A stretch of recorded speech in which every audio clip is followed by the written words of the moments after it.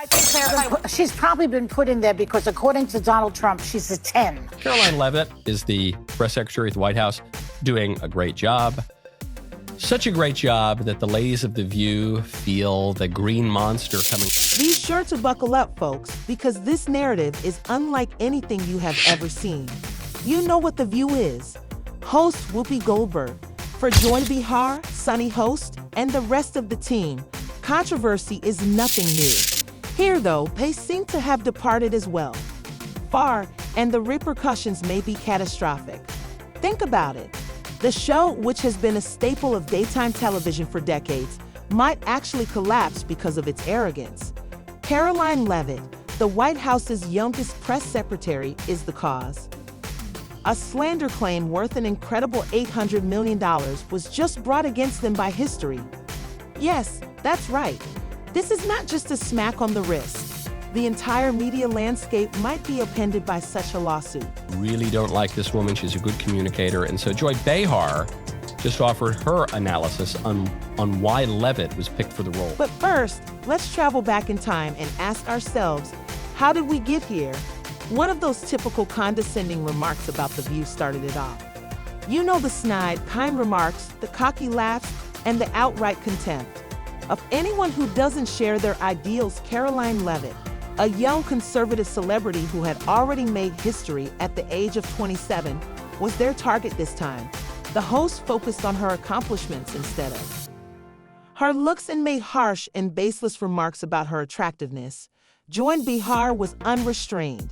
The only reason Karoline was employed, she claimed, was because Donald Trump believed she was a 10.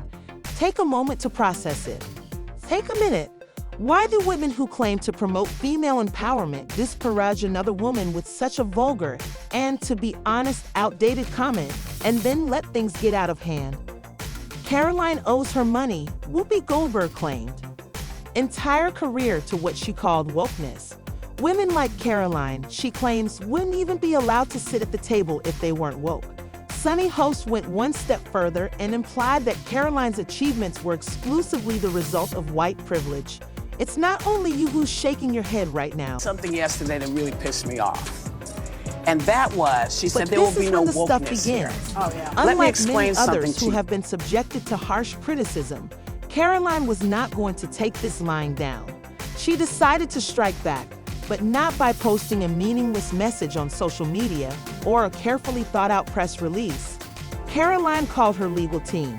Within days, the show, its most prominent hosts, and even the network became the targets of a major defamation lawsuit.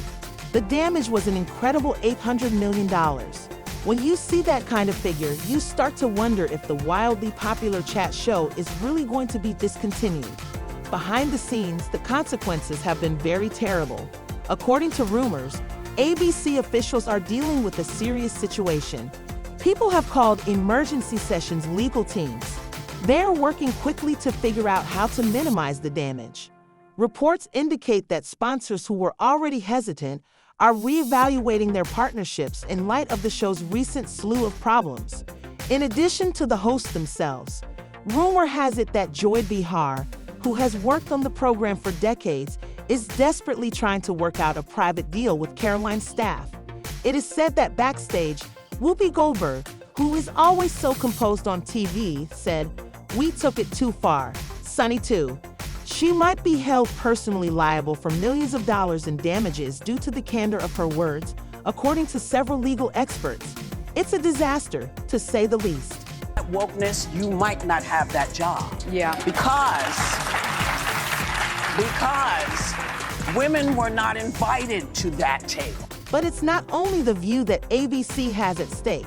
According to insiders, the network's entire schedule is being affected. Once regarded as a dependable option for daytime viewers, advertisers are now expressing concerns about being associated with the controversy. While the lawsuit is being processed, a major sponsor reportedly suspended all network ad spots. Uncertainty of this nature is unusual for a media giant. Like ABC, credibility is equally as crucial as financial gain.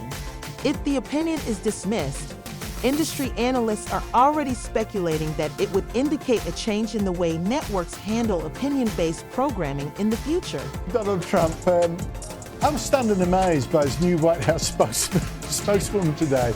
She's actually the youngest ever in. One factor adding to the stress is the growing split among ABC executives. Some argue that allowing the show and its hosts to continue would set a dangerous precedent for free speech and that the network should defend them. However, some are calling for a new beginning, claiming that ending The View might be the only way to save the network's reputation. At the highest echelons of ABC, this internal dispute appears to be producing chaos, as evidenced by the frequent emergency board meetings. Everyone is watching their back right now, and nobody knows who to trust. One source said, describing the atmosphere as toxic. Karoline's legal team is reportedly fully committed to building a compelling case in the interim. A plethora of evidence has apparently been gathered by them, including segments of the show in which conservative women were attacked using the same rhetoric. The goal, according to an insider, is to demonstrate a pattern of behavior that is superior to this one. If they are successful, ABC might suffer greatly. Some legal experts speculate that the network would want to resolve the matter rather than face a public trial, which would inevitably bring even more attention to its operations. Karoline wants to defend her name, but she also wants to address the media in general. But first, let's talk about Karoline, who isn't simply leaving everything to the legal staff. She has remained calm throughout the entire ordeal, projecting an image of someone who is more interested in setting a precedent than in settling disputes. She makes an obvious point: do not ridicule me. Publish misleading information and harm someone's reputation without consequences. Furthermore, many people seem to be finding meaning in this message. The social media community has exploded with support for Karoline. Many replies on her tweets compliment her for taking on what many believe to be a harmful media culture. In videos that went viral, the original segment's clips on The View have dissected every word the host said. One especially popular tweet perfectly captured it. Karoline Leavitt is taking the initiative to hold the media accountable, but no one else has.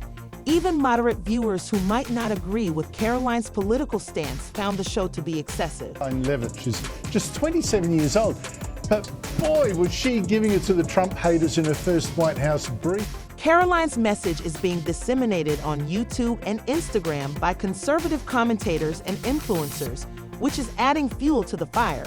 Some are advising viewers to stay away from the show entirely, while others have gone so far as to hold live debates in which they examine every legal aspect of the case.